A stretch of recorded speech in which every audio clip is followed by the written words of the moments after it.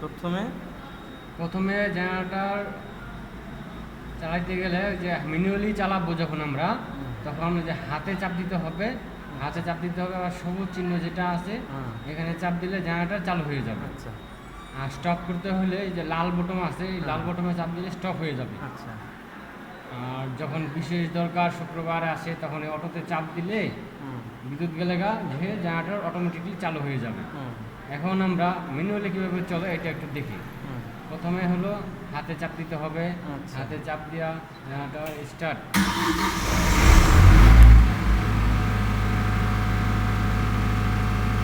স্টপে প্রথমে চাপ দিব স্টপ।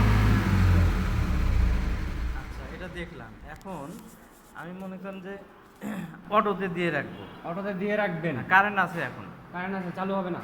চালু হবে না। না, হ্যাঁ, এখন কারেন্ট যখন যাবে তখন অটোমেটিক চালু হবে।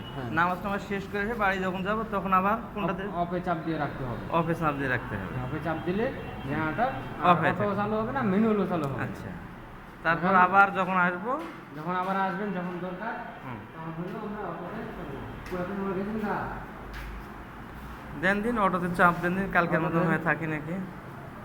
লোড দেওয়া আছে, লাইটম্যান সব দিয়ে দিতে হবে। আমরা 3 তলা থেকে শুরু করি, নিচতলা পর্যন্ত সব দেখি।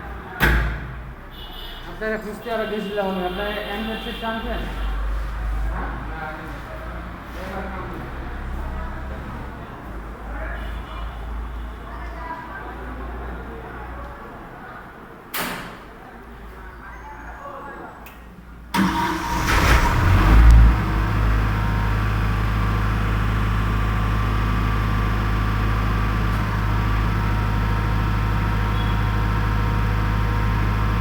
থাকে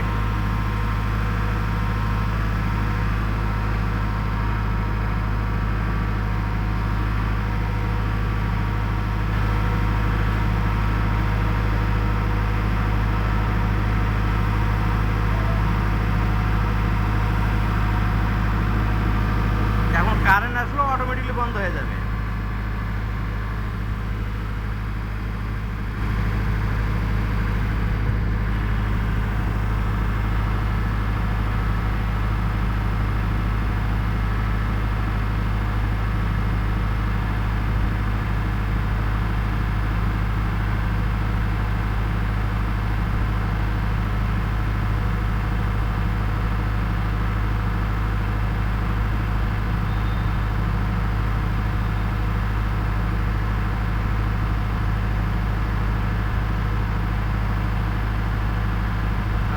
বন্ধ করে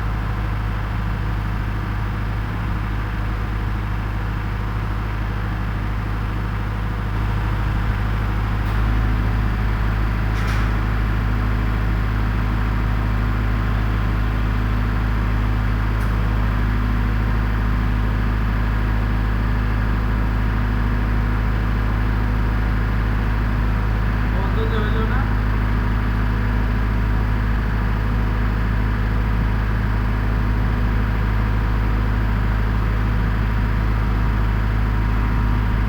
এক মিনিট 9 সেকেন্ড। আমি টাইম কমাই দিব, এটা হলো 3.5 মিনিট লাগবে, চালু হয়েছে 4.5 মিনিট। টাইমিংও করা যাবে।